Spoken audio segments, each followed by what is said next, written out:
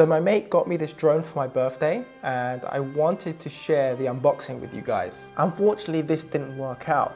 Now, when I did an initial search on YouTube, I knew already that I didn't have the collector's version of this. That was perfectly fine. But what begged the question was why my drone came in several boxes and not just one big box. So it actually doesn't make for the best unboxing video. However, I do have this drone and I do want to share a video with you and even explain to you why this is actually rarer than I expected. And I'll explain that later in this video. Wow, I do sound really... Do I sound nasally? Because I've been ill over the weekend and I'm forcing myself to do this video. So what we have here is the X-Wing Star Wars Battling Copter. It's hand painted, which is pretty cool. And it comes with spare props, a tool to change those props, and it even comes with some prop guards. You also get a spare cockpit when you want to use it as a display model, because this doesn't have an on and off switch. So when you insert the battery, it's on automatically. And you can simply just unlatch the cockpit just by sliding this back and lifting this off, and that's where the battery compartment is. Now the standard drone only comes with one battery, and the charger can only charge one battery at a time. May the Force be with you.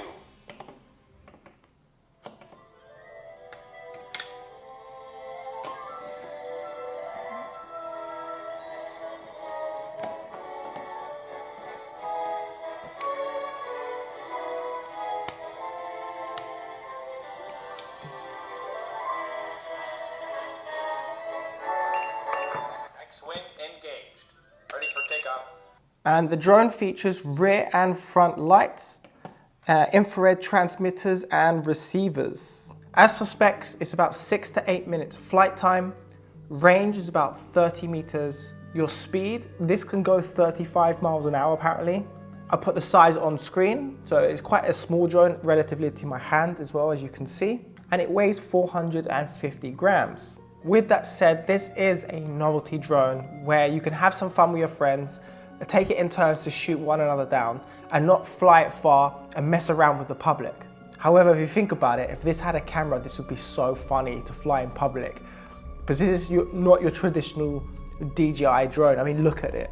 You also get this radio, which is really cool. So you have your gimbals here, and you even have a barometric pressure sensor where if you push it all the way up, you now have Fpv mode because the stick is not spring loaded. And you just push it down to put it back into regular mode. You then have your trigger switches, left roll, right roll, speed change and fire weapons. You have 4 menu buttons. You even have LEDs to show your life, so they will deplete as you get shot. And you even have LEDs down here where they will light up to show your speed changes.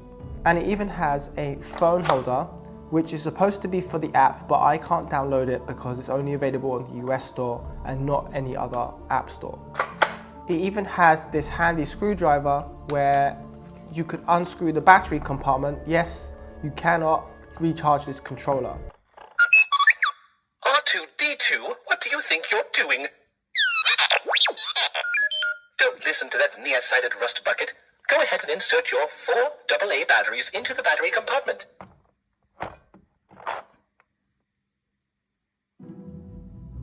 Now the best part of this remote is the insane speaker that we have here. It's actually quite large and it's really loud. I think it adds a lot of value to the drone, and it even has a rumble pack, so you get feedback when you get shot down and when you change the batteries. And if you wanted to, you could even plug in some headphones if you wanted to listen by yourself and not disturb your parents. I mean, take a listen to this.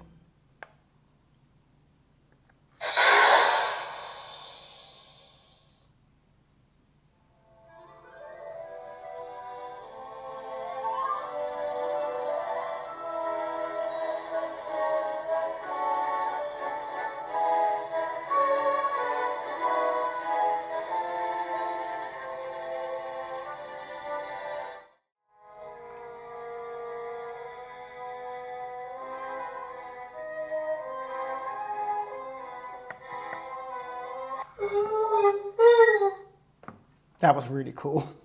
As for goggles, there is none.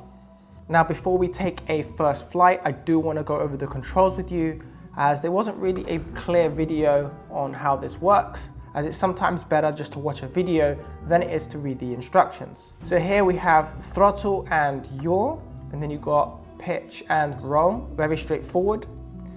And then you have left roll and right roll, so these are just automatic maneuvers. You also have your fire weapons on the right trigger and then your speed change on the left trigger. This button here, if you press it, is supposed to activate the Bluetooth that is designed to go with the app when you use it with your phone. Unfortunately, I can't get that. You also have your takeoff and landing, and then you have lights on and off, and then when you long press this button, it activates weapons on and off. And the top one here is to activate the gyro, which you have to do on a flat surface. And this just basically recalibrates the gyro every time you land, so you take off and you have a steady flight. Now, you do have trim functions, which was kind of difficult to get to, and I eventually found it. But to activate trim, so let's say the drone is drifting slightly, you hold down the fire weapon. You have to do a full stick movement in whichever direction you need trim, and this will adjust it by 1 notch. So if your drone is drifting to the right, you want to do a full stick left in order to trim it left. This does take a bit of time just to get to how you want it. Now, there will be some slight drift left over. It's not going to be dead accurate because it's not GPS guided to have that steady hover in place, but you can get it to close enough. Now, there is a music mode on this radio, which is pretty cool, hence the large speaker at the back. Now, during startup, you can't actually change the volume of it. It's always one volume. But to enter music mode, the drone has to be on and connected in order to access it. And in order to access music mode, you press these bottom 2 down together. These lights will turn blue, and then this simply changes the track. You have about 7 tracks, and then you can turn your music off and just left with sound effects, and then you press it again and you're back to music. These are your volume buttons, so up and down. And then to exit music mode, all you have to do is press them again or just wait 5 seconds. Now, let's go to our first flight. It's actually nighttime now, so hopefully we get a better effect with the lights. So I'm just going to insert the battery.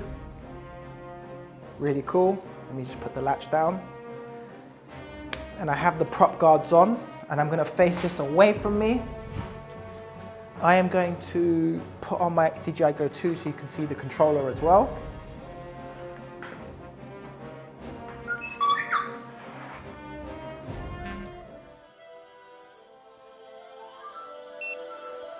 Okay, so to connect to the drone, I just got to move the left joystick up and down. X-wing engaged. There we go. And then I'm going to calibrate the drone, pressing the top right. Systems check complete. And then to launch, just the bottom left, and hopefully we'll have takeoff.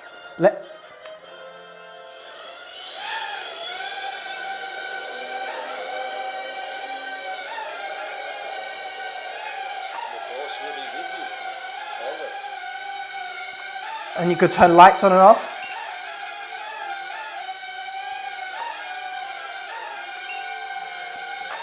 And then to activate weapons. Weapon systems activated.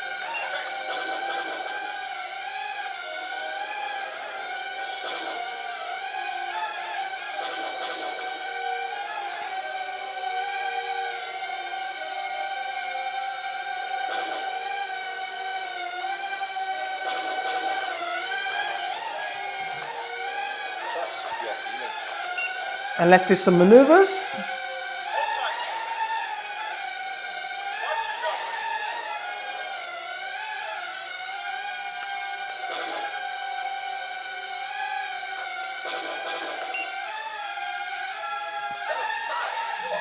Whoa, that was close. And then we'll come in for as you can see, it's drifting quite a bit.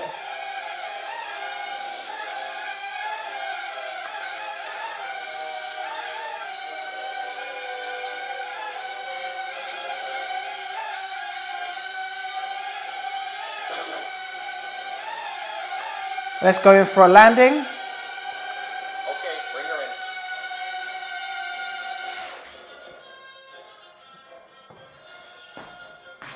Not bad.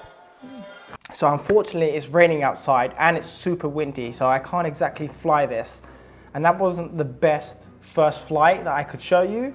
Now ideally you do want a large space, like a large indoor gym or something like that, preferably low light as well, so you can at least see the cool lights that you can see. I tried my best to try and get this in frame so I could show you the LEDs. When you press the trigger fire, these LEDs come on, and obviously with the infrared, that will just shine out, supposed to hit the other drones, and then you get 3 lives. So you wobble more vigorously, and on the third one, once you've lost all your lives, it will just safely land.